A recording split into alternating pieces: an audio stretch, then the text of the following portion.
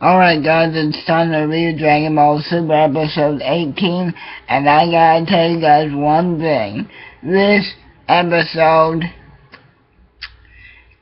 in terms of action, if you want that, this episode isn't for you. But if you're one of those people that like the classic Dragon Ball laugh out loud type of comedy style, you're going to love the shit out of this episode, okay? This episode, I'm not even gonna kid you guys, had me laughing out loud on like 3 or 4 occasions.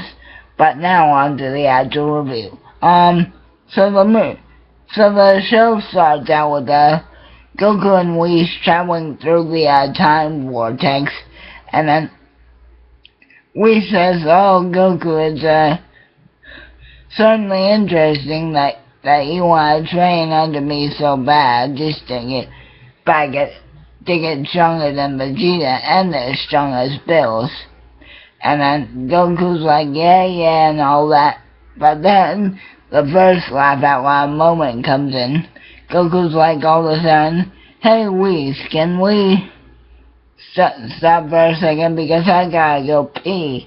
And then Whis is like, "No, to stop in mid-flight would cause a disaster." But Goku's like, "I gotta go." And then Whis is like, "Oh, I guess you wanna go home then." And then Goku just ends up toughing it out until they get to Planet Bills. And then Vegeta in this episode, man, let me tell you guys something. Vegeta was just like Whis' little bitch boy. I mean, Whis just spoke and then Vegeta jumped. I mean, Vegeta almost played like how he used to play Frieza, but this was actually legit and very believable. Vegeta even took the time to say, "Welcome back, Whis son." And then he even took the time to tell Goku, he's like, Kakarot, I assumed you would come sooner or later." And then that's another thing about this episode, guys. Vegeta and Goku weren't so much like rivals in this episode. I feel like Vegeta was the parent and Goku was still the annoying little child dumbass that we all love him for, as well as the times where he can be an absolute badass. So yeah, moving on. Now, as far as Bills' role in this episode, he really didn't have that much of one because he's still in his hibernation phase that he was at the beginning of Revival F. But Vegeta's like, "Okay, Kakarot, now that I've shown you around, it's time for us to get down and dirty." And that's another thing about this episode. Vegeta and Goku both have to do chores for Whis before he will even train them one little bit for that day. So, right after Goku and Whis get back to the planet, but Vegeta has on this laugh out loud, funny little pink apron on that Goku says, "It looks awful and I don't like it." But then Vegeta throws him a blue one that he puts on. So then Vegeta says, "Alright, it's time to go change Lord Bills' sheets. But there's a catch. We can't wake him up, or we're both going to be or we're both goners."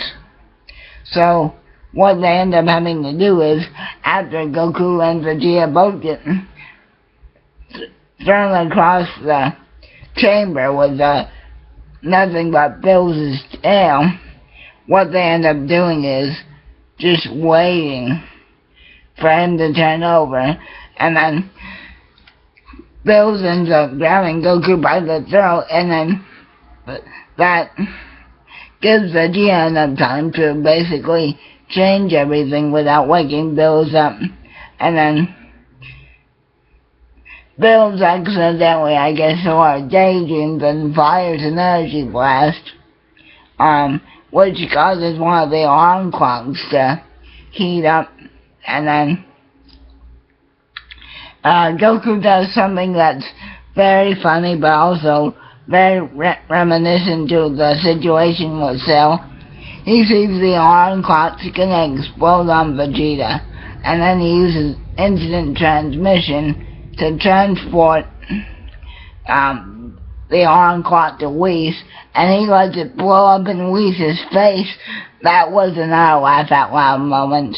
And then once we get to the training, Whis makes them both lift these heavy ass cylinder blocks on their wrists, and then he makes them run one lap around the planet with the cylinder blocks still on them, and he says, oh, if you don't hurry up, the bridge will disappear and you'll both die.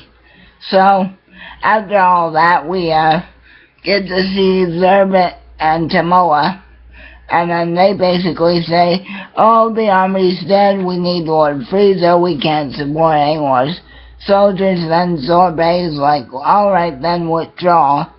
And then we finally get to see Champa and Vados in this episode. And one thing I really like about both of their characters, I mean, they only get like a second worth of screen time, but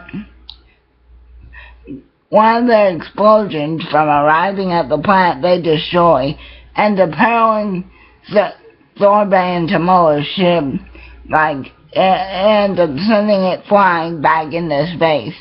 And then Vados is like, oh Lord Champa, we destroyed the wrong one. And then Champa's like, you should have said something sooner. And then Vados is like, it wouldn't have mattered if I did. So everybody in this episode was almost like a child at some point. It was very funny, and I hope you guys enjoyed. That's all I wanted to say. Keep on rocking. Yeah.